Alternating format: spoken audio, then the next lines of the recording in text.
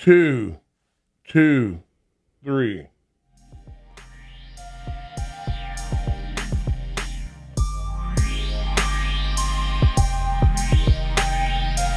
How's it going, guys? Trey Clark here. It's Beth. Hey there. Our plan was to get a little toasted. Yep. For our trip to Nashville. And in the next day or two. And I don't know. We're a little too sober to look like this in the middle of the night, don't you think? Definitely too sober. I've got a backup beer over here, so I'm ready to go.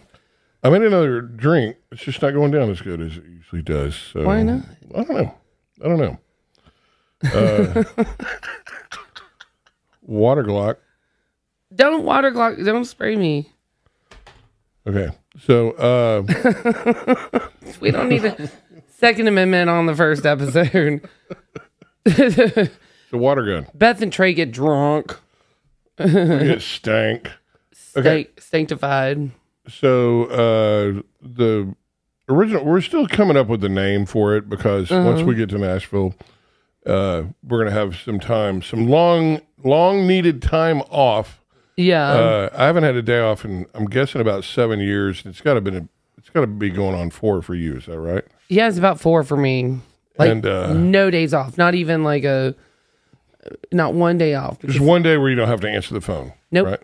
So every day answer the phone. Every day feed the dogs. Every day walk the dogs. Every day. Every day. Every day. But you're not bitter. I'm not bitter at all. Beth and I are both from Nashville, Tennessee, and we are making our way back to Bethpage, Tennessee. We were both born about, 15 minutes away from each other. Yeah. I was born in Mount Juliet. She was born in Gallatin. Is that right? That's right. Gallatin. And so we're making our way back that way. And I've had, as a musician, I've had my stint there. Made a lot more money in Texas than ever would have been there, but we've kind of watched the change of the scenery there, and we have actually changed our. Well, you've kind of blown up, and I've changed my trajectory. Oh. To catch you guys up, yeah. Beth is a custom handbag designer. Elizabeth Perpich, which was her Polak name. But I'm not Polish. Screw that. Turns out she was running a sandwich shop. Didn't even know it. And it was a hardware store, and I asked for Polish sausage. And then teaches basketball, and we're in all kinds of fun stuff with that. And then I want her this is going to be about Beth's new endeavor in a different market than it is about me, but I'll dive into mine. And then, so my stuff, I'm a dog trainer. I'm a musician first, and the only thing I'm really educated in is cooking, and worked in my fair share of different kitchens and run different restaurants. And then I'm a guitar player at heart and singer-songwriter. So it'll be fun getting back to Nashville. And we've got a lot of roots there and stuff. So it'll be fun also opening up another market for what we do. Oh yeah. Beth literally takes hides from takes them from customers or takes them from the market, and they just turn into handbags. It's been a fun endeavor to watch happen. Tell us how you got into that. Yeah. Well, I got started in, '07 is when I started my company. So I've been doing this now for about 16 years. And I think that's right. Anyway, what is cool about it is I had this idea for a handbag because I saw all these handbags on the marketplace. And all these girls were out at the club and they're carrying these Coach bags and they've got like C's all over them, all these logos and stuff. And I just thought to myself, I said, I just don't like those logos. And then the other part of me is like, I'm proud of my college and my university, which I played basketball at Auburn and Trey played tennis at U of H. So everybody's kind of, I think a lot of people have like this affiliation and this like loyalty to their school. So I was just thinking about it and I was like, well, when I go to games and stuff, I hate that the only bags that you can wear to like support your school or whatever are like super logoed Walmart bags. And I was like, I think there just needs to be some sort of elegance involved in that. And in my design skills, I had some ideas for bags and I just decided to create some bags. So I created these bags and they, you know, over the years, they've taken off. Now, you've been the keynote speaker at Auburn, correct? The graduation?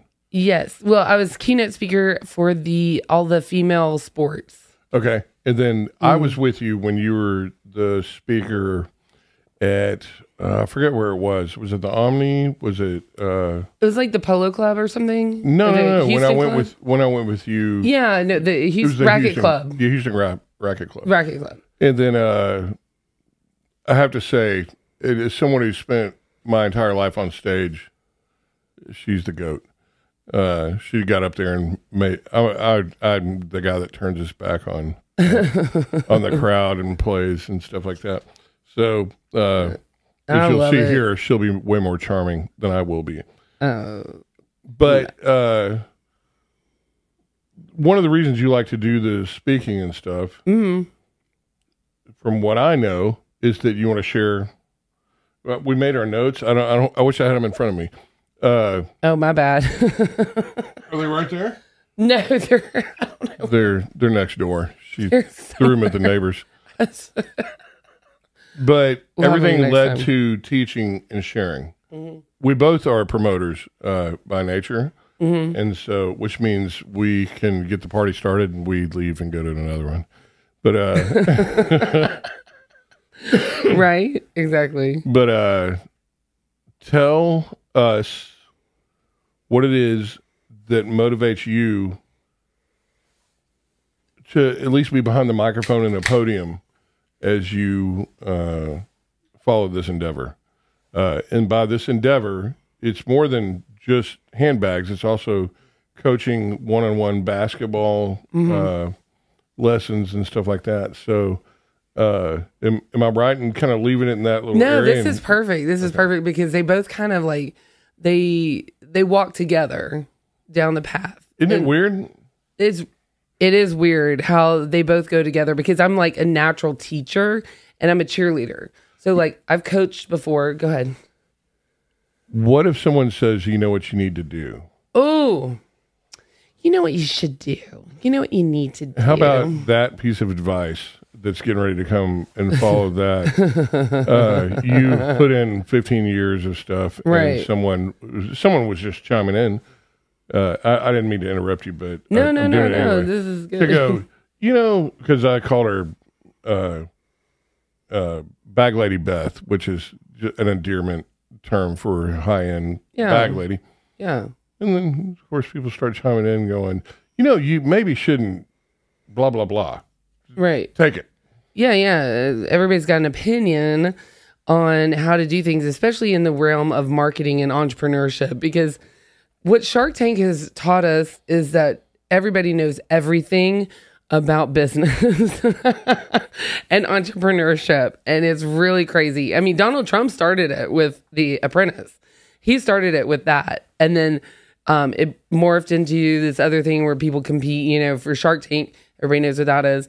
And it just became this thing. And like marketing just seems to be this kind of soft skill that people think is a soft skill, but it really is a lot of quantitative things. And that's what my focus is in. My MBA, I was focused in marketing and is very quantitative and numbers driven.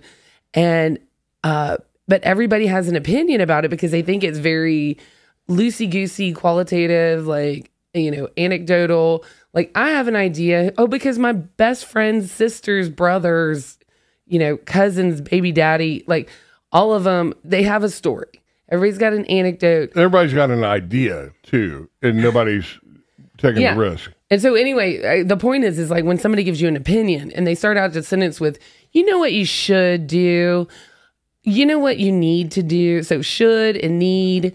Let me tell you something. I almost want to just go, I'm leaving the room. You know what you should do? Yeah, you know what you should do? You need to do? Don't should on me is the term. Don't should on me. What are you in 12 steps or something? That's kind of a... step one. No. You're taking a step backwards. I'm backsliding steps.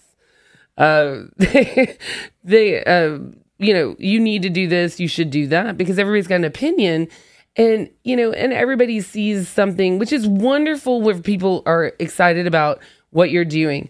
But the majority of the time when people offer an opinion, they're not really thinking, like their brains aren't turned on, they're not being considerate, and they're not being thoughtful. They're just telling you something that they want to hear. That they would, it's an armchair quarterback type thing, in my opinion. Or Monday morning quarterback. Right. But the way that I've seen it happen to you, and it's happened to me, is that it starts out with, well, I'm here to help you. I'm here to show you how it's done. And you're talking to someone that's going to work at Staples. Or you're talking to someone who's independently wealthy because of their spouse or something like that. Does that sound familiar? Oh, everybody's got some sort of little angle, but as much as I want to bash it, no, you know what? I am going to bash it, because if you're not an entrepreneur, don't go around throwing out opinions and telling people what they need to do and what they should do. Does it bother you when you don't get asked questions more than... Yes. Ask me a question. Okay, well, Trey... No, not me. I'm just saying. Yeah, no, ask me. But I'm Trey, just saying, I'm always thinking that. No, I do. The same thing is like, nobody wants to know. So I've got 15 years under my belt of experience, and then... 16. And then somebody goes, you know what you should do? You should get a booth at the rodeo. And I'm thinking... What a great idea. I never thought about that before. I never thought about... Or the Nutcracker Market. I'm wearing Houston... The Nutcracker Market. And then, and then it's like, do I engage? You need some exposure. Oh, how about you give me a bag and I'll wear it around and I'll tell people, you give me some business cards and I'll tell people about your product. And then you get exposure because I'm going to take it around to places.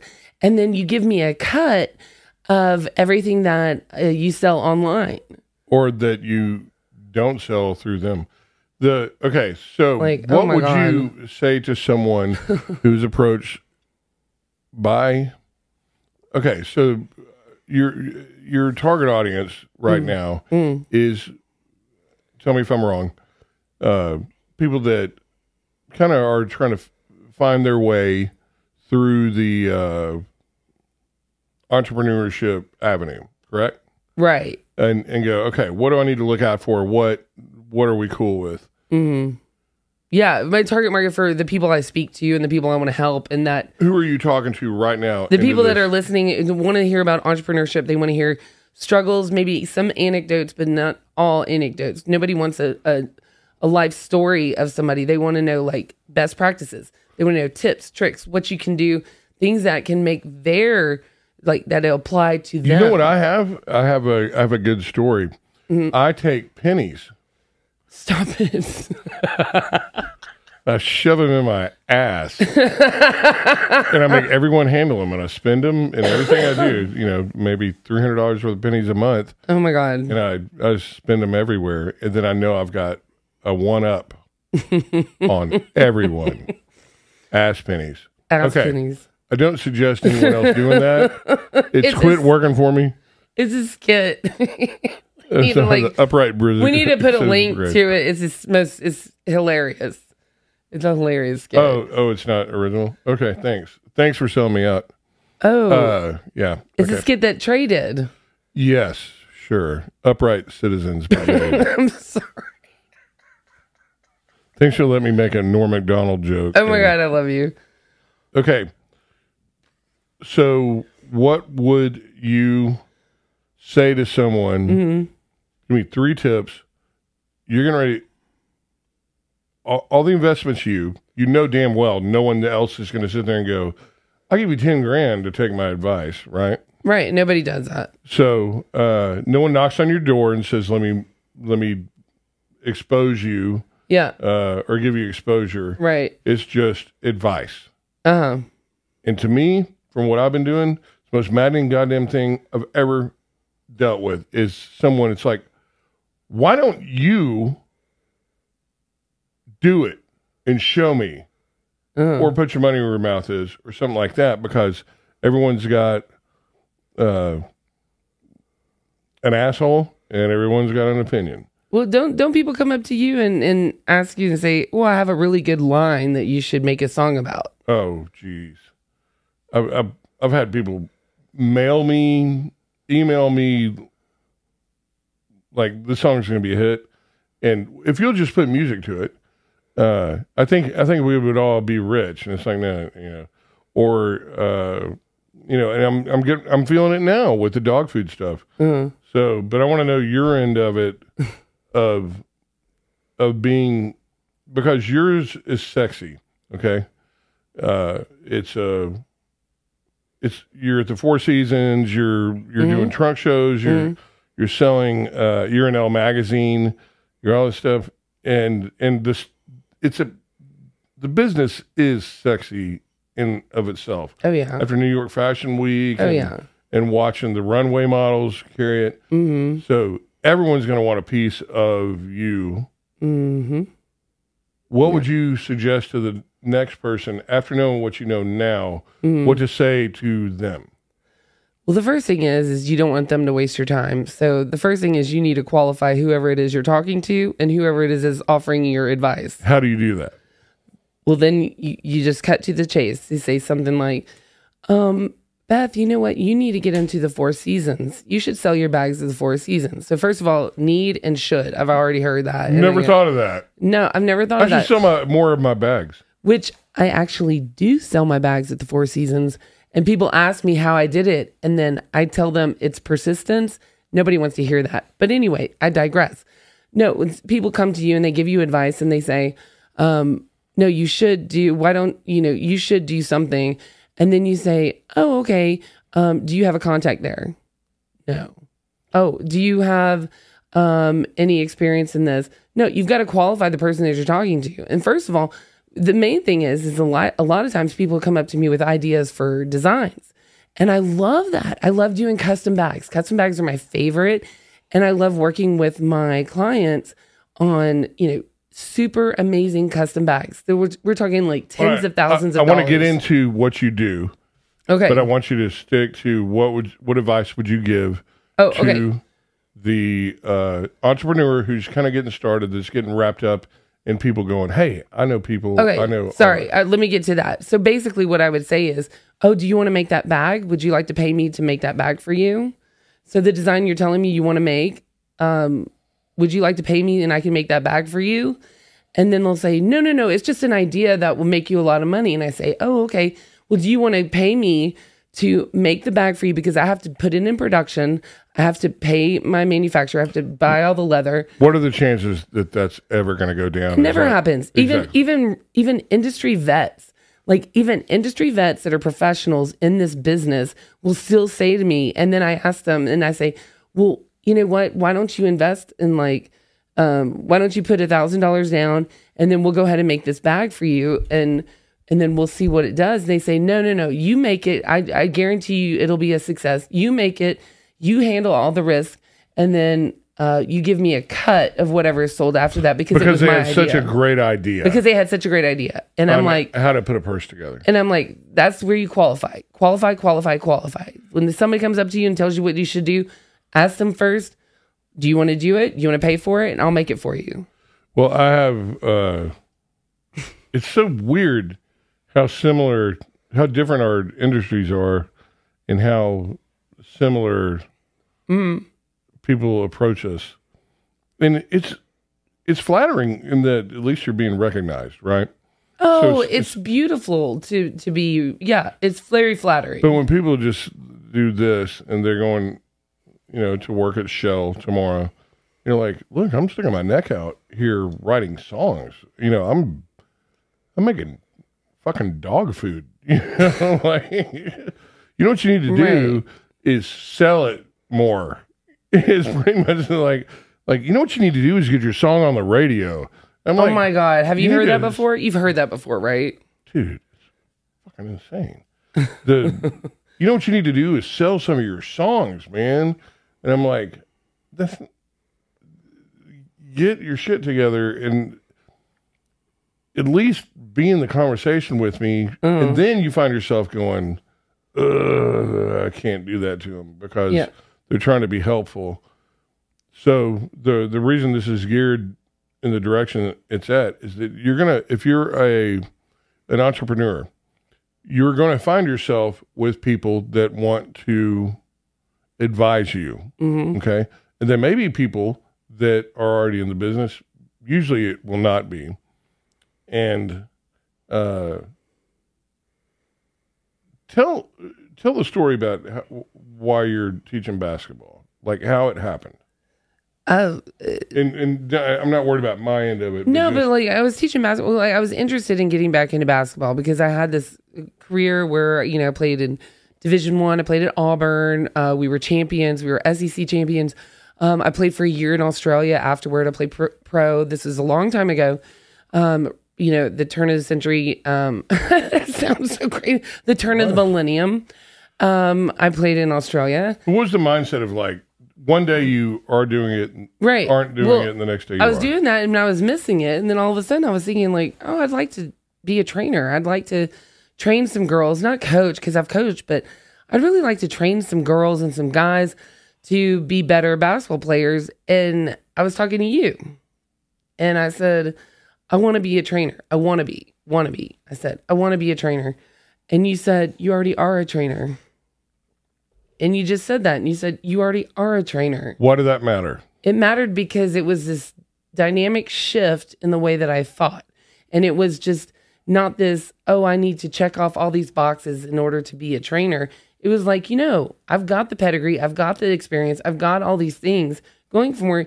But the main thing is just saying that you are. Just saying, I am. And you say, I am blank. I am fill in the blank. And then you are. And that's all it is. Can you take it a step further and say, I am the best trainer? Yes. I am the best trainer. I am the best at XYZ. I'm the best at shooting. I'm the best shooting. You know, I led the nation in 3-point shooting percentage in Division I basketball for a short time. But I led the nation.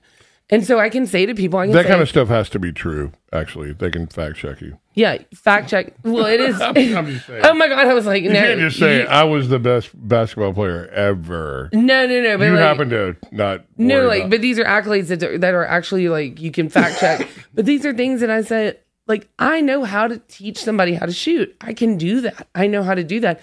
And I don't need some certificate. I don't need some mentor or I need some older person or some gatekeeper that's holding the keys to that kingdom. I don't need somebody else to tell me I can do it. I can do it. Tell someone that is literally sketchy about that just graduated from college, like, I don't know if this is doable or not. What would you tell that person? Like, I have a great idea. Right. That is my own. Yeah. And I could also take a job with, you know, whatever firm. Right. First of all, are you a man or a woman? First of all, that's the question. Because a man has to provide. A man is not able to, and we can get into that later. That's a good point. Yeah. If you're a man, you have to provide. You have to think about your future. You have to think about a family. You have to think about stability. A woman, you get more flexibility. And so this is why I tell female entrepreneurs and like female athletes that I talk to like at Auburn. And I tell these females and I say, look, the world is your oyster. You've got so many opportunities to venture out and you can fail faster, more than somebody else because you've got the opportunities. What if you're not married? If you're not married, the same thing. See, I started my business when I wasn't married. And I started my business, and I relied on family and friends to help me get started. And I had saved up some money. But the thing is that if you have an idea and you want to go for it, do what you've got to do to get the education or experience, either or both. It doesn't matter. Whatever makes you feel confident. The main thing is feeling confident in what your trade is. I didn't know anything about handbags. So what did I do? I went to New York. I paid $800. I flew to New York. I met with different manufacturers. I found one that's going to mentor me and help me through the process. And then that's where I went. I went from there. I did focus groups, and then I went from there. But you got really lucky in that you never hit any hard times or rocky patches. Right. Oh my God, no. Nobody ever stole from me. No one ever swindled me. Nobody ever claimed bankruptcy against on their business. I mean, like, I sold to a really well-known store in Dallas, and they declared bankruptcy, and so they kept all my merchandise and didn't pay me. How hard do you think it would be to stay in the game if you didn't love it? And how important is it to go, this is something that I love, in order to know that you're just going to figure it out? You have to love it. You have to see yourself not doing anything other. And my acting coach in college, she said, don't become an actor, don't become an actress unless that's all you ever want to do. And it's true. It's like any performer, any musician, anything, any talent like that, like a designer. If you're thinking about doing something else, do something else. If you are not 100% committed and that's all you want, then don't take that leap if it's going to be too much of a risk. But the thing is that I was interested in a lot of stuff. I was interested in basketball. I was interested in handbags. I was interested in music, all these things. And I was like, you know what though? I see my life in the future as being this entrepreneur, having my own handbags, and, designing these things to be out in the world. So you can do more than one thing. Well, knowing that, and knowing that you've gotten where you are, how important is it for you to share what you know to other young people walking into it? And we're about out of time, but how important is it for you to share what you know? Or some people want to stay gatekeepers. So go ahead. No, I want to share everything. I would love to share everything. I mean, there's some things that I'll keep to myself as far as designing, my secrets and things that are in my brain, like my secret sauce, like my creativity. But everything else, I want to share as an entrepreneur, because listen, if we all have the information and you hustle more than me, then you deserve it. And also, it's not just about a design of a bag. It's about, do you want to make the best car freshener? Or do you want to make the whatever? And that's really what I saw you talking about to as a keynote speaker. And we're going to wrap this up, but it's very much, you and I are very similar in the area of want to share what we know. And neither one of us are 100 millionaires, by any stretch. But it's that first step. And what was I talking to you today about, or yesterday? And like, just sell that first bag. Sell that first bag. Sell that first bag of dog food. You know what I mean? Like, yep. And just don't let the world tell you what's up. Does that make sense? Like, just, boom. The world is stupid, and there's a lot of other people that you are right next to that are doing just fine. Yep. By not listening to the world. That's right. And that's kind of why we're doing this podcast. I'm on my third company now. None of them made me so rich I could buy a jet, but between starting my own band and then dog training, and then now, I mean, I can't even catch up with getting started with the dog food stuff. And because, I was lucky enough to to know about food, and her parents being veterinarians, and that I can put a stamp of approval on everything. Yeah. And have the street cred of being able to watch dogs come in and out. Then, we kind of like how your mom is every mom is the best nurse ever. Mm-hmm. We get to see that, up front. And none of it started because someone knocked on my door. I didn't get on the radio because someone thought, oh my gosh, you're the best musician ever, or you're the best songwriter ever. Nobody, you have to go knock down the doors, but it's okay to do it. And for whatever reason, I think we're in an age where we need to encourage young people that have this great, just by being young, you're going to have a creative mind. Yeah. And we're made in his image. And what is he? He's a creator. And if you find yourself, going in that direction, yes, create. It will find a home. Mm-hmm. And it doesn't have to make you money, but just enjoy the ride. Mm-hmm. My name's Trey. This is Beth. We failed to get intoxicated. We're way too sober. We're way too so we're just here to save the world, and we'll do it that way. Thank you, Trey.